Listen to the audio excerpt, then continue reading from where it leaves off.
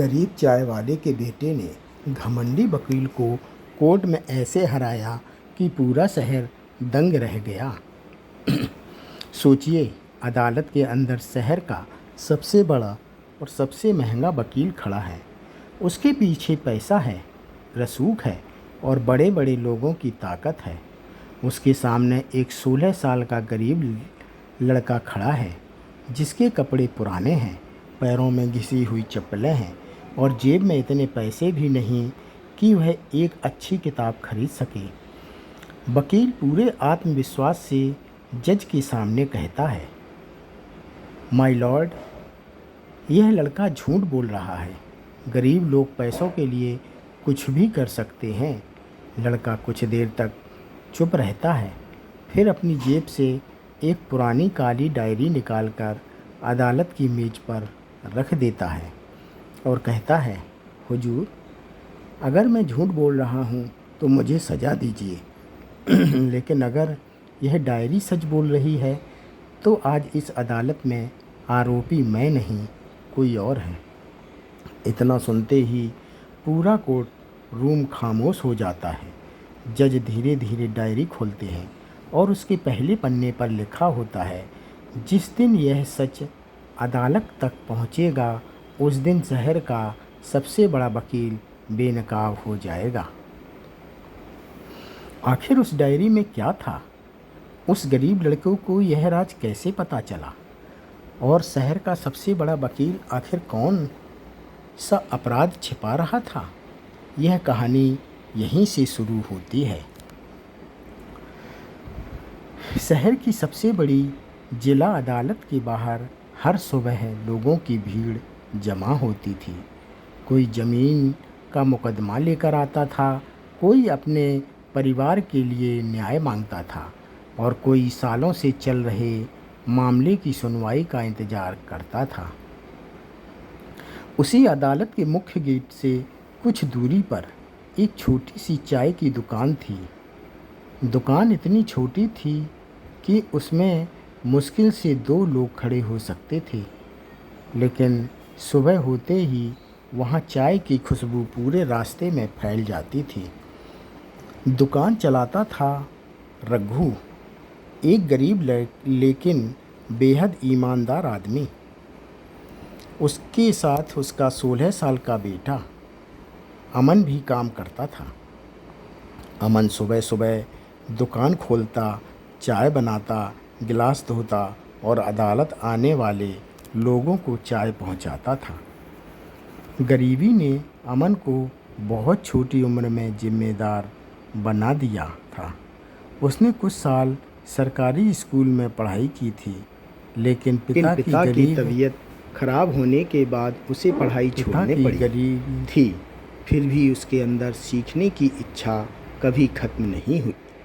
जब अदालत में कोई वकील बहस करता तो अमन दुकान का काम छोड़कर दूर खड़ा हो जाता और बड़ी ध्यान से उसकी बातें सुनता।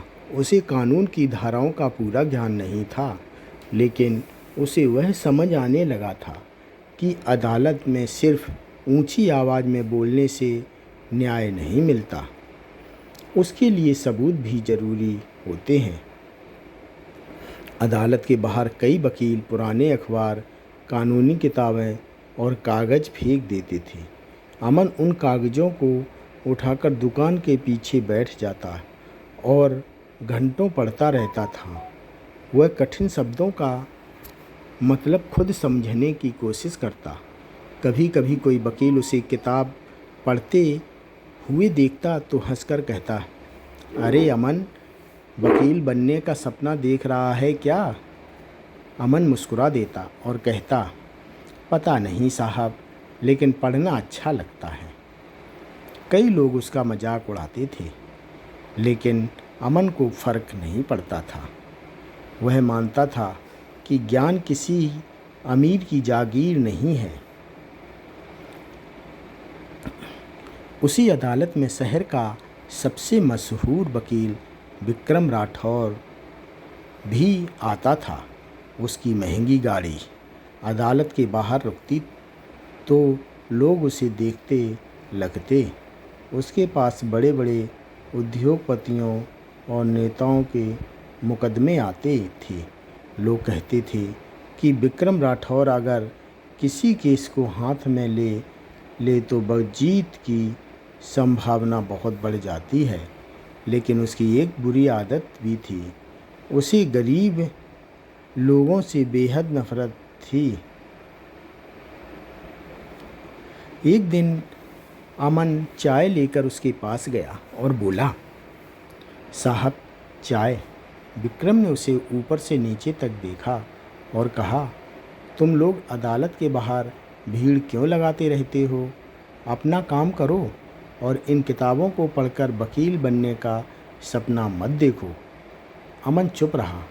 विक्रम ने फिर हंसकर कहा, तुम जैसे लड़के सिर्फ चाय बेच सकते हैं, कानून नहीं समझ सकते। अमन ने सिर झुका लिया, लेकिन उसके मन में यह बात हमेशा के लिए बैठ गई कि गरीबी किसी इंसान की बुद्धि तय नहीं करती। कुछ दिनों बाद अदालत में एक बहुत बड़ा मुकदमा शुरू हुआ। शहर के मशहूर उद्योगपति महेंद्र सेठ पर आरोप था कि उसने गरीब मजदूरों की ज़मीन हड़पने के लिए फर्जी दस्तावेज़ तैयार करवाए थे। उस ज़मीन पर कई परिवार पीढ़ियों से रह रहे थे। अगर महेंद्र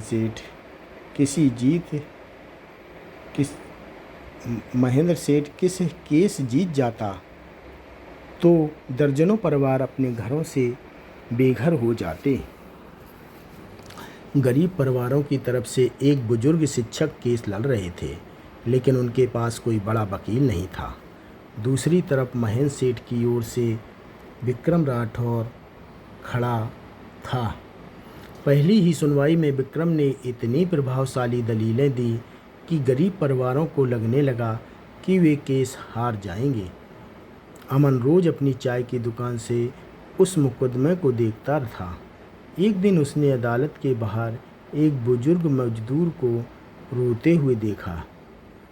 अमन ने उसके पास जाकर पूछा, बाबा आप रो क्यों रहे हो? बुजुर्ग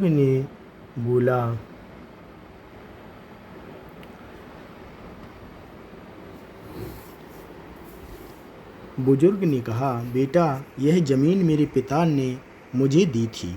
मेरे बच्चों ने इसी मिट्टी पर जन्म लिया, लेकिन कागज़ों में अब लिखा है कि यह ज़मीन हमारी है ही नहीं। अमन ने पूछा, आपके पास पुराने कागज़ हैं?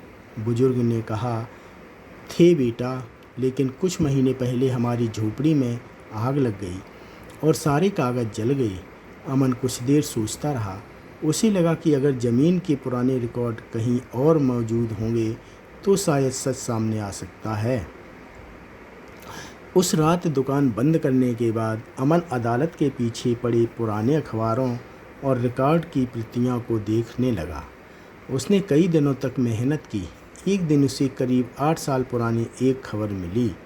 खबर में लिखा था कि महेंद्र सेठ की कंपनी ने उसी ज़मीन को खरीदने के लिए आंदोलन किया था, लेकिन सरकार ने वह आवेदन अस्वीकार कर दिया था। अमन चौंक गया।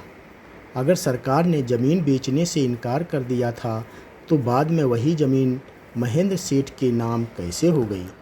उसने पुराने दस्तावेज़ों के नंबर लिखे और अलग अलग जगहों से जानकारी जुटानी शुरू कर दी। धीरे धीरे उसे पता चला कि जिस दिन ज़मीन के कागज़ बदले गए थे उस दिन के सरकारी रिकॉर्ड और बाद में तैयार हुए वह दस्तावेज़ों में तारीखें आपस में मेल नहीं खाती थीं। अमन को अब पूरा यकीन हो गया था कि इस मामले में कुछ बड़ा गड़बड़ था, लेकिन उसके पास कोई ठोस सबूत नहीं था। उसी दौरान एक रात दुकान बंद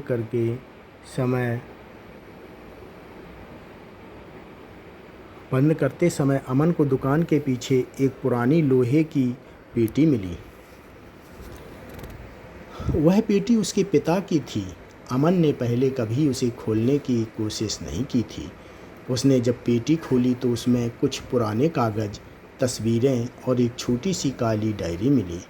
अमन ने डायरी खोली। पहले पन्ने पर लिखा था, अगर यह डायरी कभी किसी ईमानदार इंसान के हाथ लगे तो इसे अदालत तक ज़रूर पहुंचाना। अमन की धड़कन तेज हो गई। उसने अगले पन्ने पलटे। डायरी किसी ऐसे व्यक्ति की थी जो कभी महेंद्र सेठ की कंपनी में काम करता था। उसमें ज़मीन के फर्जी दस्तावेज अधिकारियों को दिए गए, पैसों और गुप्त बैठकों का जिक्र था। लेकिन सबसे बड़ा रहस्य डायरी के आखिरी हिस्से में था। वहाँ लिखा था, इस पूरे खेल के पीछे सिर्फ महेंद्र सेठ नहीं है, अदालत में उसका बचाव करने वाला वकील भी सब जानता है। इसके नीचे एक नाम लिखा था, विक्रम राठौर। अमन के हाथ कांपने लगे। जिस आदमी ने उसे कहा था कि गरीब लड़का कानून नहीं समझ सकता, उसी आदमी का नाम इस डायरी में लिखा था। अमन समझ गया कि यह सिर्फ ज़मीन का मामला नहीं है, इसमें बहुत बड़े लोग शामिल हो सकते थे। अमन ने डायरी को कपड़े में लपेटकर छिपा दिया, लेकिन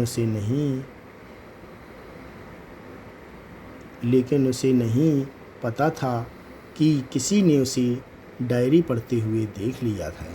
उसी शाम एक अनजान आदमी उसकी दुकान पर आया। उसने चाय पी और जाते जाते धीमी आवाज़ में कहा, अमन, कुछ चीज़ें जितनी जल्दी भूल जाओ उतना अच्छा है। अमन चौंक गया। उसने पूछा, आप मेरा नाम कैसे जानते हैं?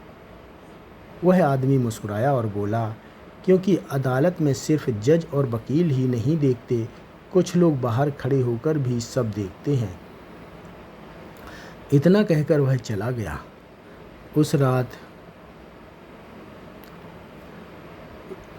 उस रात अमन ने अपने पिता को कुछ नहीं बताया, लेकिन आधी रात को दुकान के बाहर अचानक शोर हुआ। दरवाज़ा तोड़ दिया गया। अमन बाहर आया तो देखा कि दुकान का सामान बिखरा पड़ा है। लोहे की पेटी खुली हुई थी। अमन ने तुरंत पेटी देखी, काली डायरी गायब थी।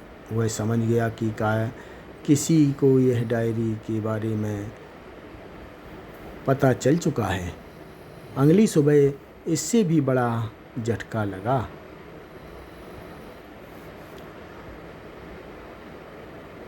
महेंद्र सेठ ने पुलिस में शिकायत दर्ज कराई कि उसकी कंपनी के महत्वपूर्ण दस्तावेज चोरी हो गए हैं और चोरी का आरोप लगाया गया अमन पर।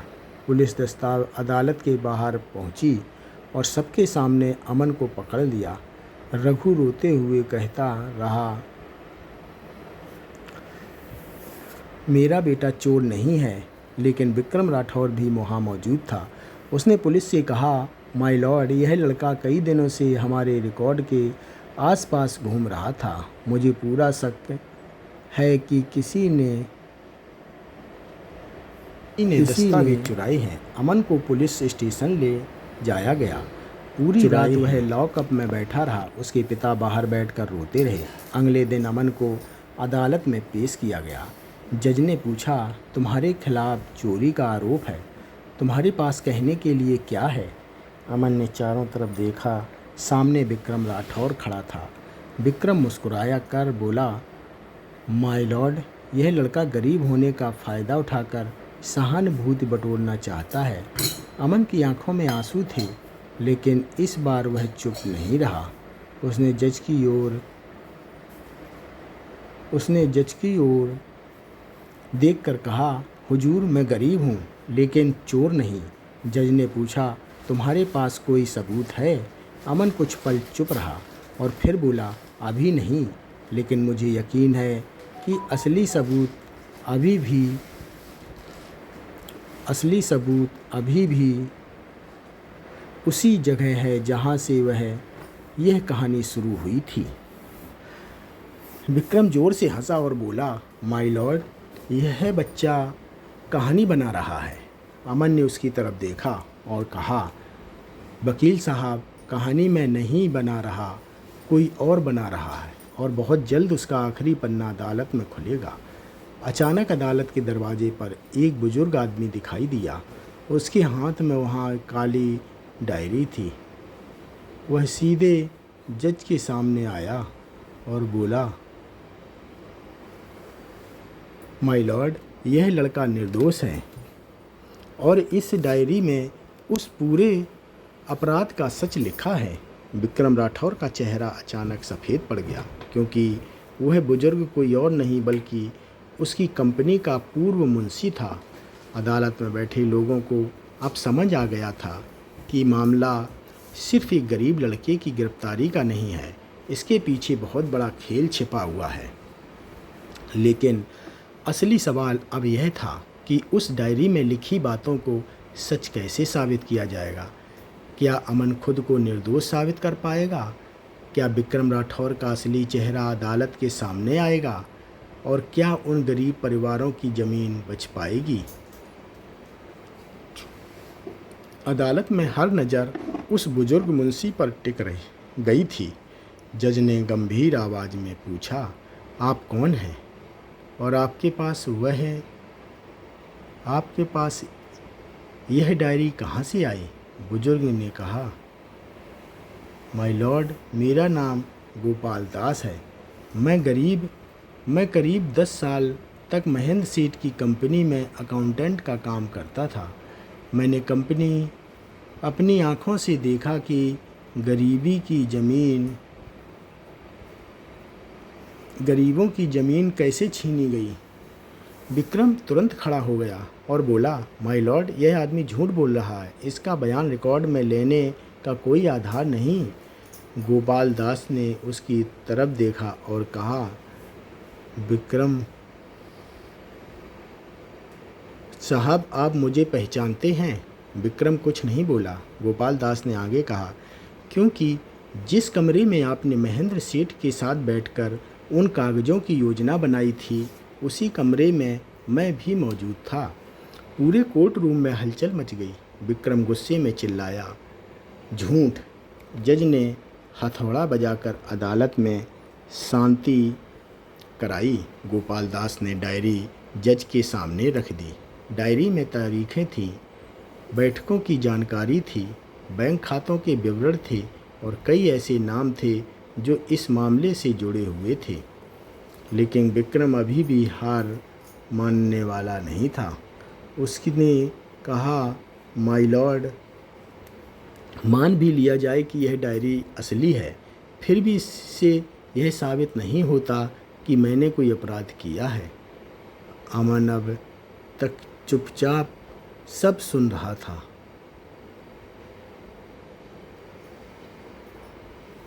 उसने जज से कहा, माय लॉर्ड, डायरी सिर्फ शुरुआत है।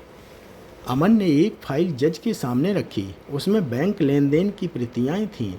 अमन ने कहा, जिस तारीख को ज़मीन के दस्तावेज बदले गए थे, उसी तारीख को महेंद्र सेठ की कंपनी से एक बड़ी रकम ऐसे खाते में गई जिसका संबंध विक्रम राठौर के ऑफिस से है। विक्रम चिल्लाया, यह फर्जी है। अमन ने शांत स्वर में कहा, अगर फर्जी है तो बैंक से इसकी पुष्टि करा लीजिए। जज ने बैंक रिकॉर्ड मंगाने का आदेश दिया। कुछ देर बाद बैंक अधिकारी अदालत में पहुंचे। उन्होंने रिकॉर्ड की जांच की और कहा, माय लॉर्ड, यह लेन देन वास्तविक है।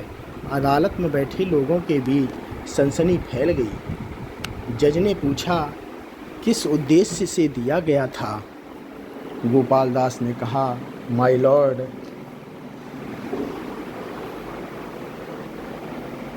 वह पैसा सिर्फ ज़मीन के दस्तावेज बदलने के लिए नहीं था।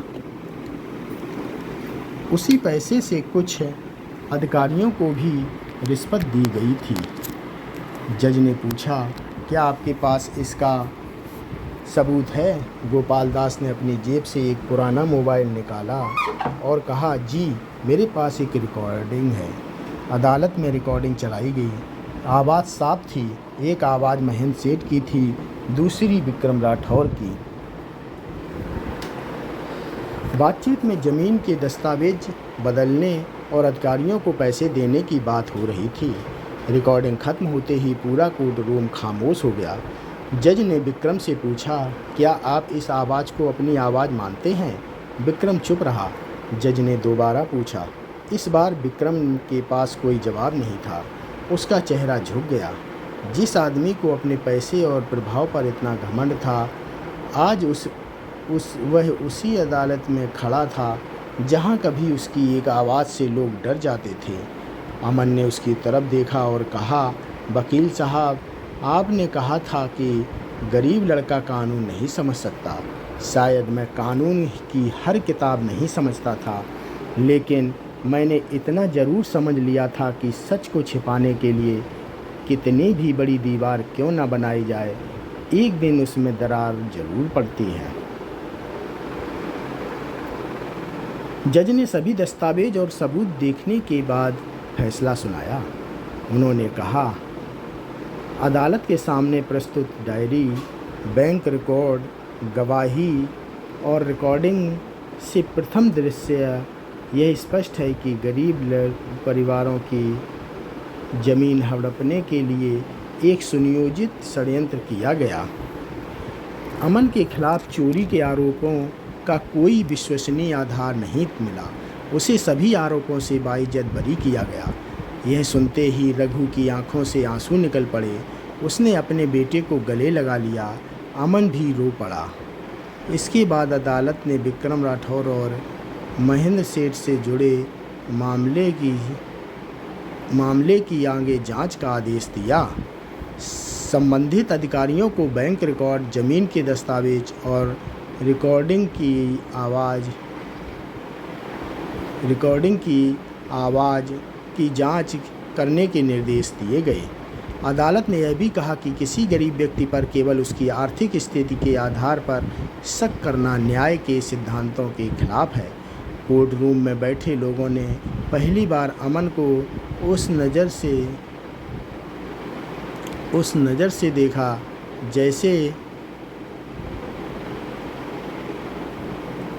जैसे वह कोई मामूली चाय बेचने वाला लड़का नहीं, बल्कि सच के लिए खड़ा हुआ एक साहसी इंसान हो।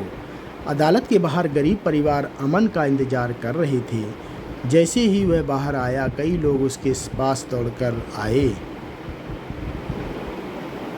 एक बुजुर्ग मजदूर ने उसके सिर पर हाथ रखा और कहा, बेटा, तूने हमारी ज़मीन नहीं, हमारी आने वाली पीढ़ियों का भविष्य बचाया है। रघु ने अमन को गले लगाते हुए कहा, बेटा, तूने हमारी ज़मीन नहीं, हमारी आने वाली पीढ़ियों का भविष्य बचाया है।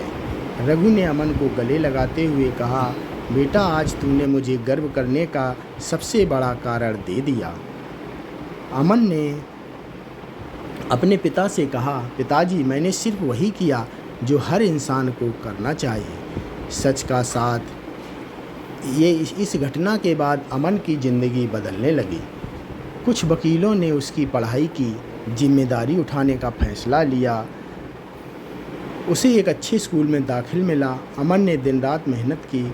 उसकी अपनी पढ़ाई ने अपनी पुरानी किताबें संभाल कर रखीं। वह हर परीक्षा में अच्छा प्रदर्शन करता गया। जब भी कोई उससे पूछता कि वह इतना पढ़ना क्यों चाहता है, वह कहता, क्योंकि मैंने देखा है कि गरीब इंसान के पास सच होने के बावजूद अगर उसकी बात सुनने वाला कोई ना हो तो उसका सच दब सकता है। मैं ऐसा इंसान बनना चाहता हूँ जो किसी गरीब की आवाज़ बनने से कभी पीछे ना हटे। साल गुजरते गए। अमन ने कानून की पढ़ाई पूरी की। उसने वकालत शुरू की तो बड़े बड़े अमीर लोगों के मुकदमे लेने के बजाय गरीब मजदूरों, छोटे किसानों और बेसहारा लोगों के केस लड़ने का फैसला किया। उसका ऑफिस उसी अदालत के बाहर था जहां कभी उसके पिता चाय बेचते थे। ऑफिस की दीवार पर उसने अपने पिता की पुरानी चाय की केतली और वह काली डायरी प्रिंट करके लगा दी। उसके नीचे एक छोटी सी लाइन लिखी थी, कानून की सबसे बड़ी ताकत पैसा नहीं, सच है। एक दिन एक गरीब मजदूर अपने बेटे को लेकर अमन के ऑफिस आया। उसने कपड़े मैले थे और चेहरे पर चिंता साफ दिखाई दे रही थी। उसने कहा, साहब, हमारे पास फीस देने के पैसे नहीं हैं। अमन मुस्कुराया और बोला, फीस की चिंता मत करो, पहले बोला, फीस की चिंता मत करो, पहले अपनी कहानी बताइए। मजदूर ने अपनी पूरी परेशानी सुनाई। अमन ने उसकी फ़ाइल खोली और कहा, अगर आपके साथ अन्याय हुआ है तो यह केस हम लड़ेंगे। उस दिन अमन देर तक अपने ऑफिस में बैठा रहा। उसने दीवार पर लगी पुरानी चाय की केतली को देखा और उसे अपना बचपन याद आ गया। उसे वह दिन याद आया जब विक्रम राठौर ने कहा था तुम जैसे लड़के सिर्फ चाय बेच सकते हैं। अमन मुस्कुराया। उसने अपनी पुरानी काली डायरी को देखा और धीरे से कहा, शायद आप सही थे साहब।